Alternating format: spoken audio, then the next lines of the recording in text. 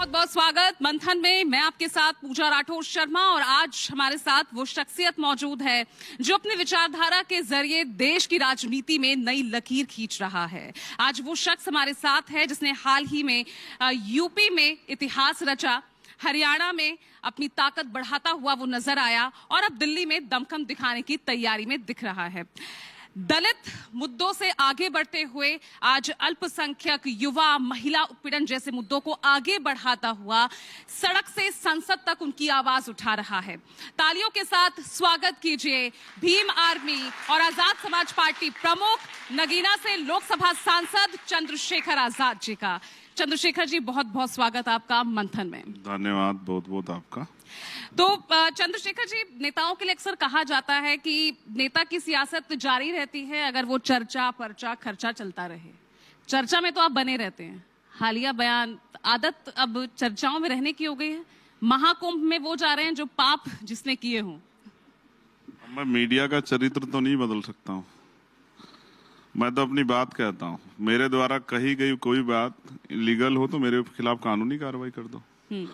और मीडिया मेरी बात को क्या कह के दिखाती है, और मुझे तो हंसी आती है कि जब किससे पूछती है कि उन्होंने ये बयान दिया तो सामने वाला, बोलने वाला भी नहीं सोचता कि वो बयान ही सुन लूं मैं। तो मीडिया की बातों में आके लोग गुमराह होकर पता नहीं क्या क्या कह देते हैं। मैं क्या कह सकता हूँ। तो बयान तो आपके ही है ना, आप ही तो कह रहे हैं भाई जो जिसने पाप किए हैं वो महाकुंभ में पाप धोने जाता है।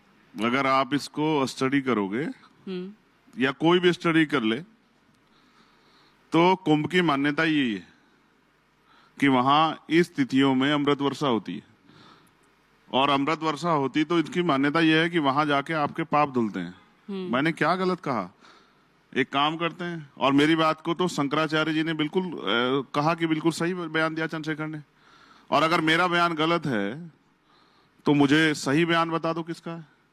और मैं तो ये कह रहा हूं कि अगर वहां नहीं पाप धुल रहे हैं तो ये बात एक बार मैं चैलेंज के साथ कहता हूं कि शंकराचार्य इस बात की घोषणा कर दें कि वहां पाप नहीं धुल रहे हैं, तो फिर आपको पता लग जाएगी। आपकी संख्या देखना अगर लाख, करोड़ों से लाखों में ना आ जाए। भाई लोगों के अंदर यही तो आपने बात डाली, यही तो जो है आस्था की बात जो उनके अंदर मजबूत की है कि वहां जाओगे तो आपके दुख, तकलीफ, पाप धुल जाएंगे, मोक्ष की प्राप्ति होगी।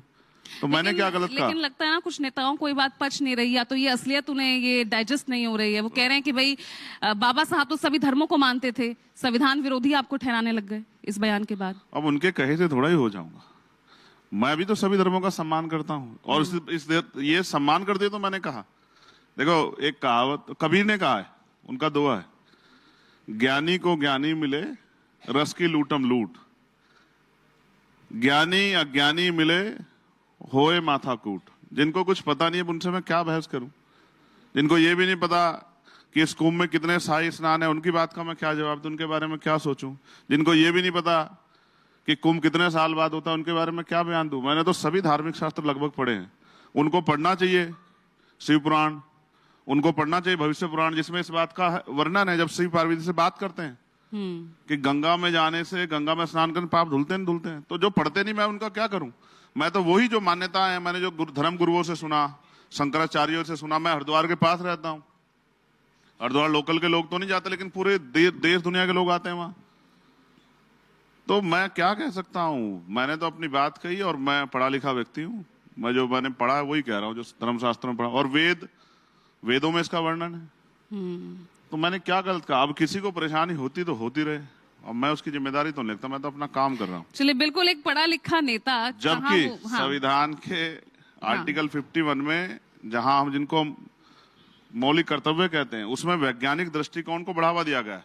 कहा गया है कि वैज्ञानिक दृष्टिकोण को मजबूत करना है, अंधविश्वास, पाखंडवाद को छोड़ना है। फिर भी मैं तो सच बात कह रहा हूं कि भाई अगर आपने ये नियम बनाए हैं, आपने अगर ये उदाहरण दिए हैं, तो मैं वही बात तो कह रहा हूं। तो आज मैं आपको चैलेंज कर रहा हूं, आज मेरा बयान चला देना। जो ये कहता हो कि वहां पाप नहीं धुलते, फिर मैं उसके बयान पे जवाब दूंगा। और मैं तो चाहता हूं शंकराचार्य इस बात की घोषणा कर देंगे, पाप नहीं धुलते, तो फिर देखूंगा कि जनता वहां काम छोड़ के जाएगी नहीं जाएगी। चलिए, ये मान्यता है, तभी लोग जा रहे हैं। चलिए ठीक है, फिर चर्चा में रहने के लिए एक और बयान आपको पॉपुलर हो जाएगा।